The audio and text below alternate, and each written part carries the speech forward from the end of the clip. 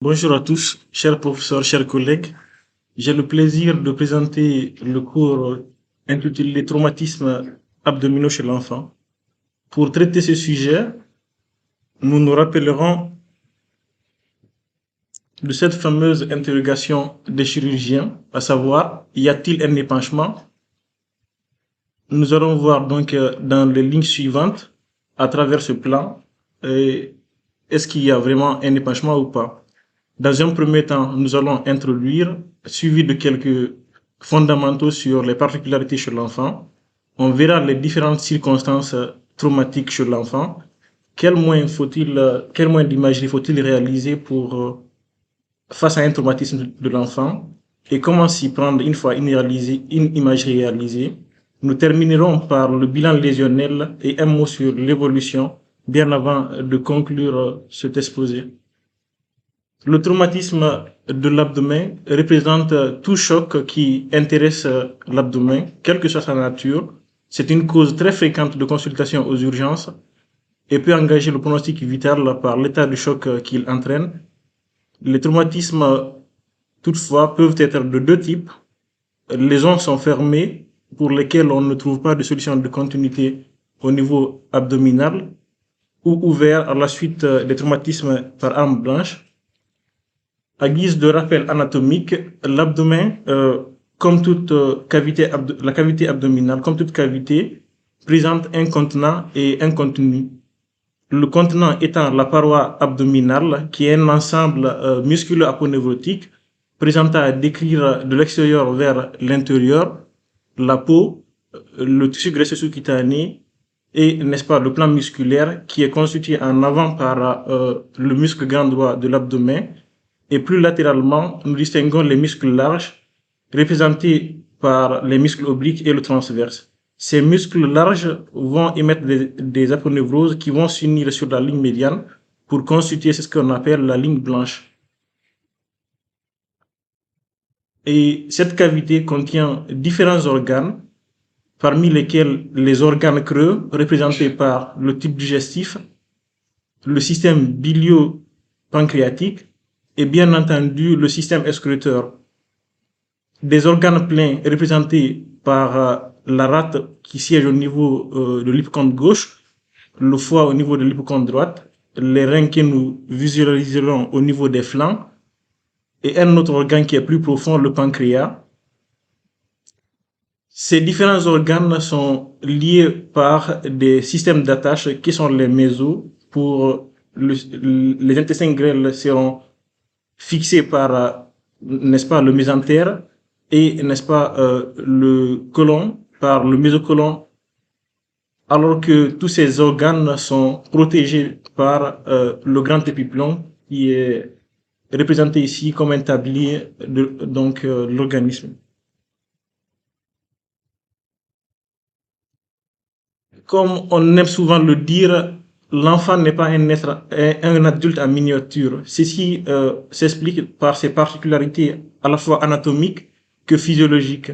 Sur le plan anatomique, donc il présente un volume abdominal qui est moindre et donc une énergie cinétique générée lors des traumatismes sera faible par rapport à ce qu'on observe chez l'adulte. Au niveau des reins, le système de protection aussi est insuffisant par rapport à l'adulte. Donc, l'auvent costal est moins développé et on a une certaine mobilité des reins qui sont volumineux au niveau abdominal, ce qui les expose au traumatisme direct. Une autre caractéristique anatomique des enfants, c'est leur plasticité au niveau osseux, ce qui rend peu fréquent les fractures du bassin. Le péritoine permet une résorption importante du liquide péritonéal.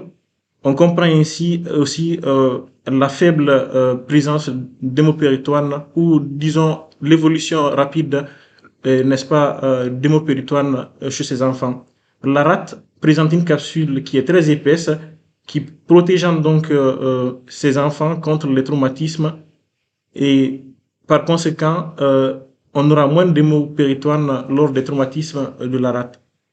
Sur le plan physiologique, le petit enfant présente une volumie qui est faible, ce qui l'expose au risque de choc hémorragique Paradoxalement, il présente aussi des petits vaisseaux qui sont susceptibles à la vasoconstriction, ce qui le protège contre les saignements actifs.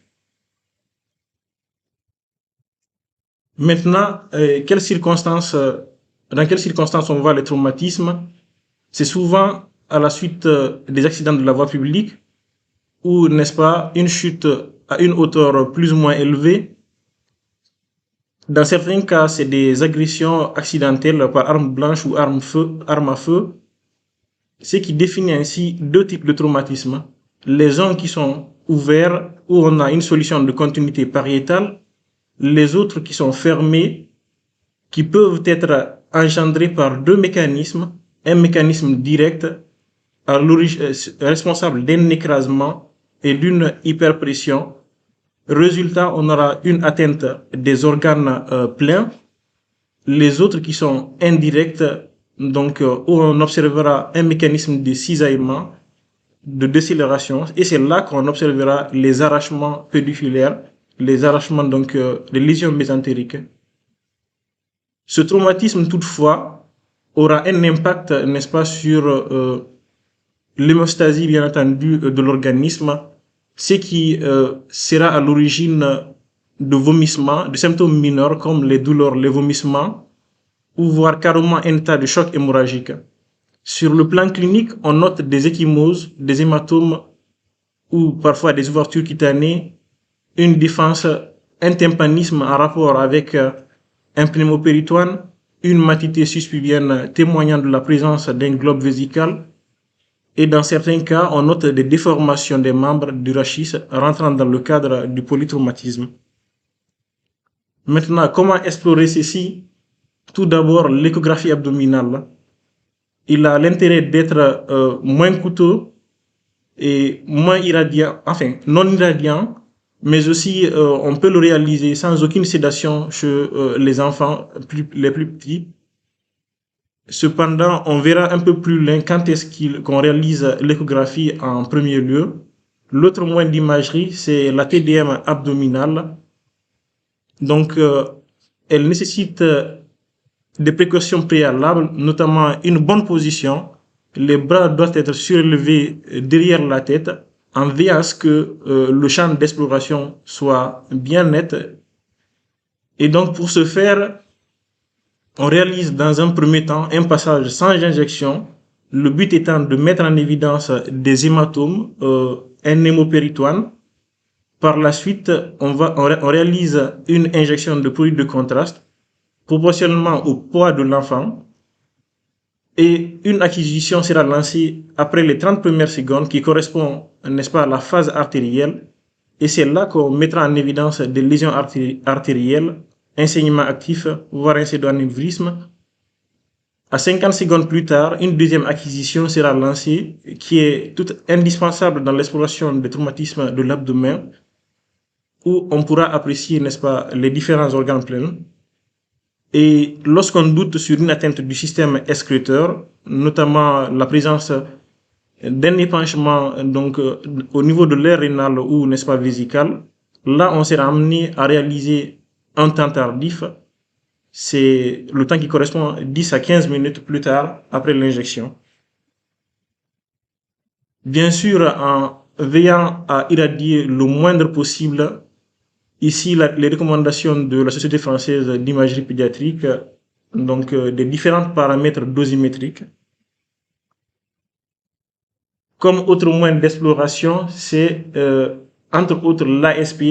L'ASP, toutefois, n'a pas de place dans l'exploration des traumatismes de l'abdomen.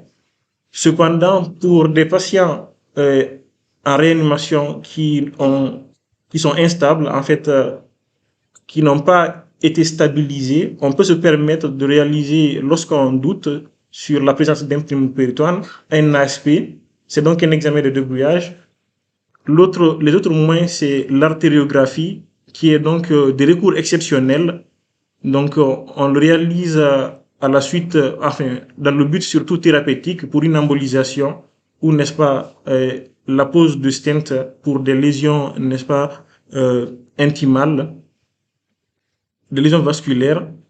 Et donc, l'IRM dans l'exploration des traumatismes en urgence n'a aucune place. Elle se fera à distance dans le but de rechercher des complications à la fois canalaires, biliaires, pancréatiques ou urinaires.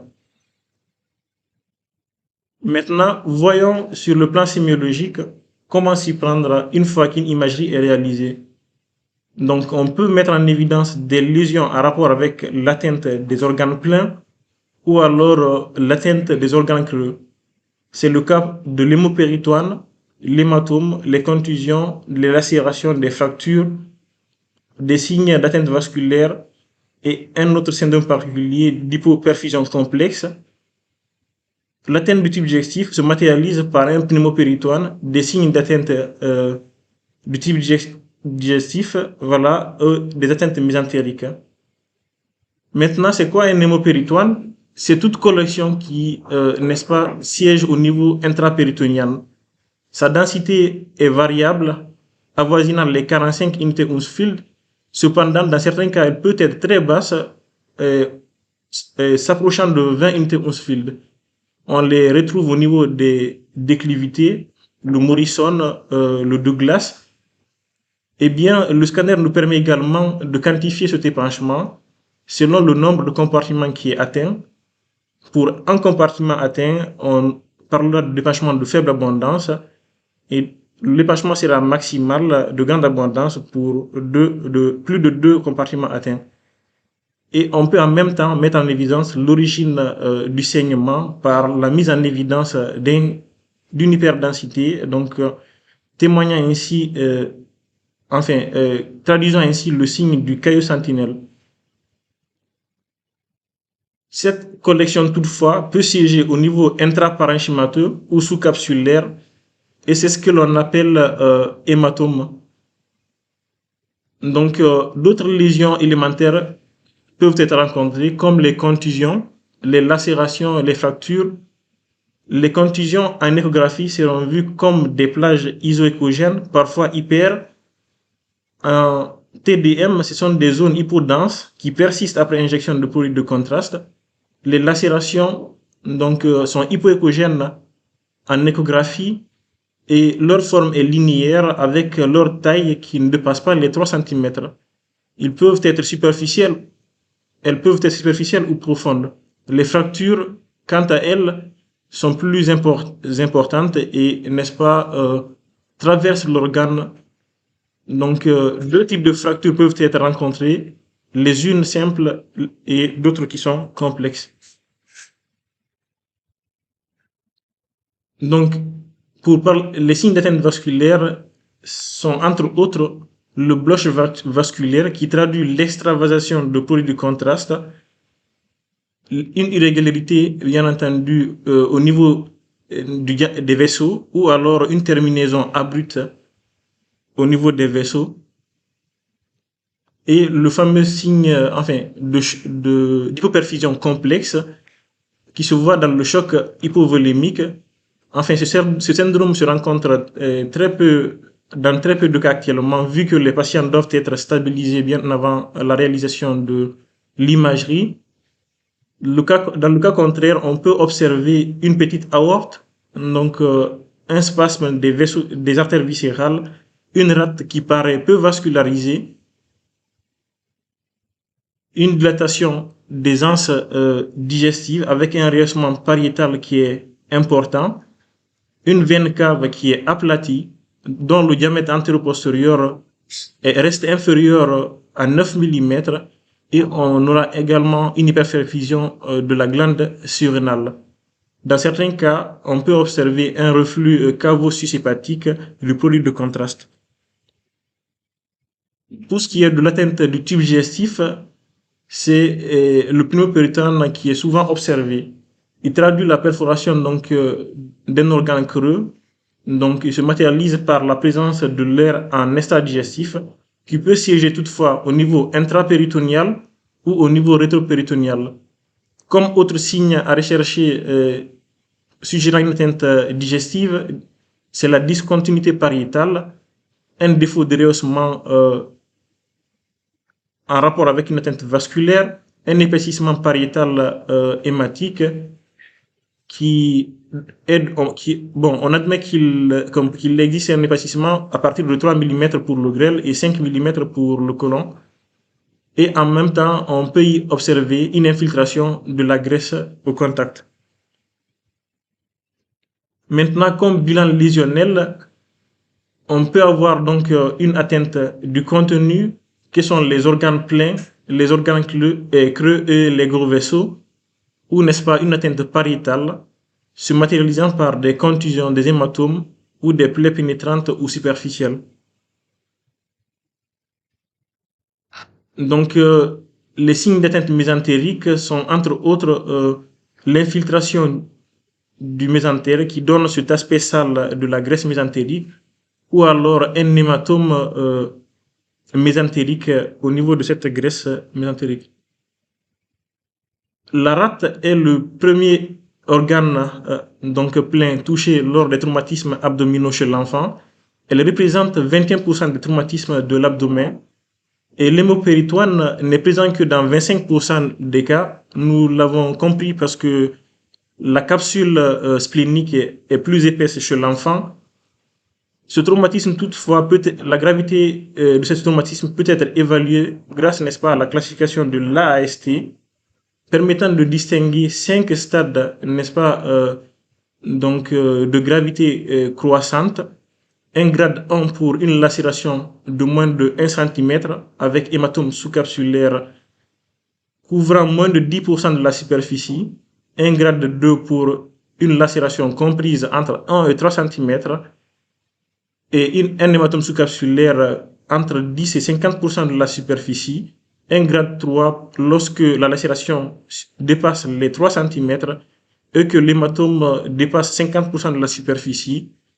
Un grade 5 correspondra à une lacération touchant les vaisseaux segmentaires avec une dévascularisation.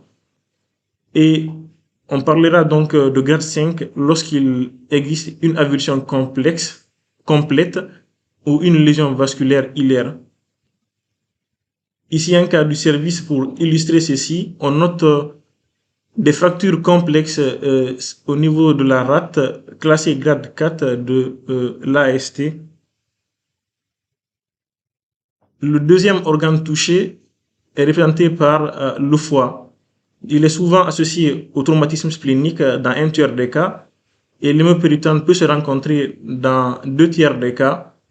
Dans certains cas, c'est un hématome rétropéritonéal qui peut se rencontrer lorsque la lésion siège au niveau de l'insertion du ligament coronaire, à partir duquel il pourra s'insinuer dans cet espace rétropéritonéal.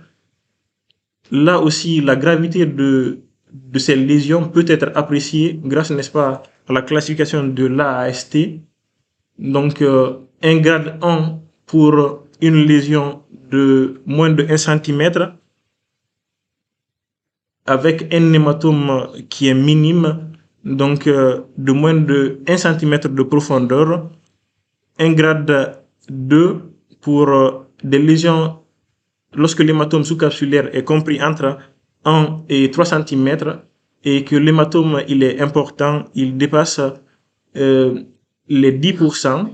Un grade 3 lorsque l'hématome sous-capsulaire dépasse les 3 cm et que le diamètre de la lacération dépasse 3 cm de profondeur et que l'hématome dépasse les 50%. Le grade 4 et 5 vont correspondre à des lésions qui sont importantes avec rupture de la capsule. Donc, on parle là de grade 5 lorsque cette lacération, n'est-ce pas, atteint la veine cave.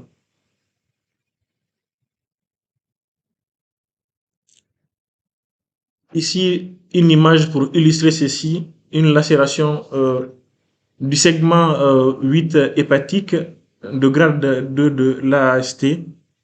Une autre manifestation du traumatisme hépatique, c'est l'infiltration périportale qui pourrait être liée, n'est-ce pas, comment on appelle ça? Enfin, à une surcharge hémodynamique suite à un hyperremplissage ou alors à un défaut du retour veineux Donc, ce qui implique la recherche des traumatismes au niveau thoracique, comme une tamponnade, un pneumothorax. Parlant toujours des lésions des organes pleins, nous distinguons l'atteinte rénale en troisième position, qui sont souvent des traumatismes directs, donc secondaires. Des phénomènes de déshydratation peuvent être observés et seront responsables des lésions des voies excrétrices et des lésions vasculaires. Donc, parlant de la classification, 5 stades sont à distinguer. Un stade 1 pour un hématome sous-capsulaire, un grade 2 pour une lacération de moins de 1 cm et un grade 3 lorsqu'elle dépasse 1 cm. Le grade 5 correspondra à une lacération corticale qui touche le système collecteur, des lésions vasculaires des artères et voire les veines rénales. Et le grade 5 va correspondre à une fracture du rein avec une lésion du pédicule. Voilà ici une autre image pour illustrer ceci, où on note un hématome sous-capsulaire de grade 1 de l'AST. La lésion pancréatique est très rare, elle est très fréquemment rencontrée dans seulement 1,7% des cas, secondaire souvent à des traumatismes directs. Donc le plus souvent c'est suite à un coup de guidon de vélo. Eh bien là aussi on va distinguer 5 stades. En stade 1, lorsqu'on a une atteinte, enfin une lacération ou un hématome qui est minime ne touchant pas le canal pancréatique. Un grade 2 lorsque il est important et toutefois le canal pancréatique reste indemne. Un grade 4 lorsqu'on a une atteinte distale corporeale. Un grade 4 pour une atteinte proximale. Et on parle là donc de grade 5 lorsqu'on a une atteinte de la tête du pancréas. Voilà ici une image pour illustrer ceci. On a une fracture donc corporeale qui touche le canal pancréatique, donc classé grade 4 de l'AST.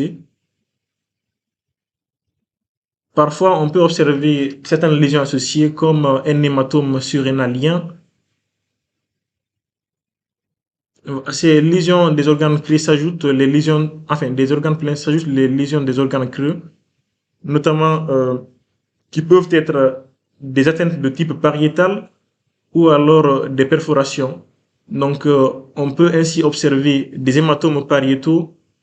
Au niveau digestif, ils ont tendance à siéger habituellement au niveau du duodénum. Cependant, tous les autres segments peuvent être atteints, voire même la vésicule biliaire qui peut être siège donc d'un segment.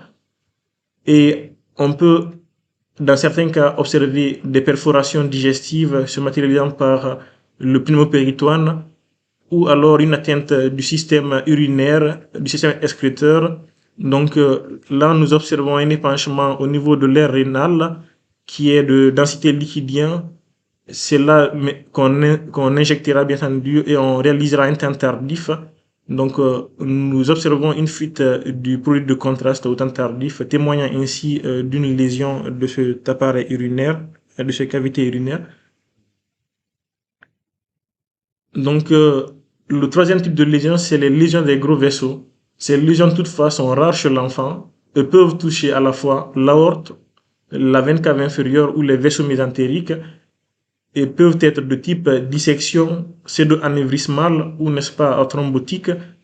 Ici une image pour illustrer la dissection et de l'autre côté on observe une rupture de la veine cave inférieure au décours d'un traumatisme.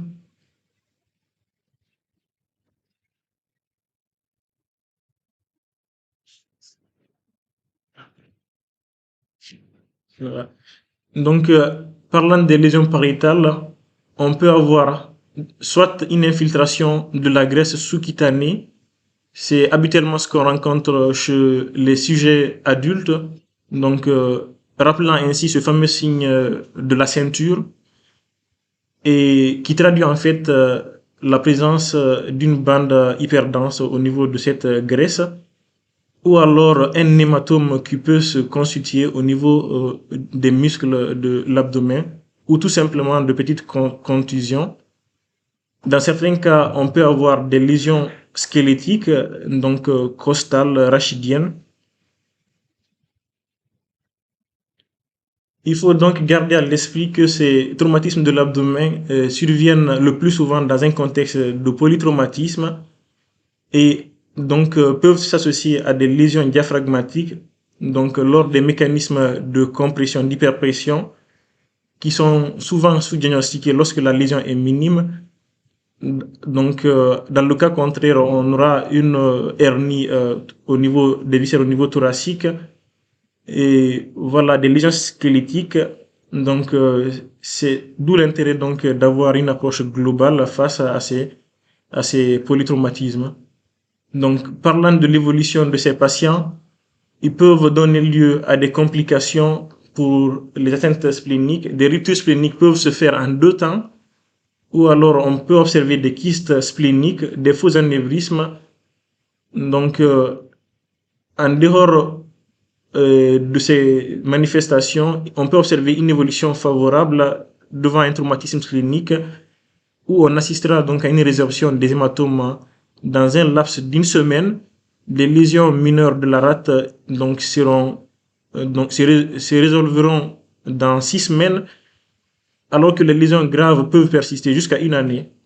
Donc, d'où l'intérêt de réaliser une échographie de contrôle selon le traumatisme initial à J3, J5, J10 et à 1 mois.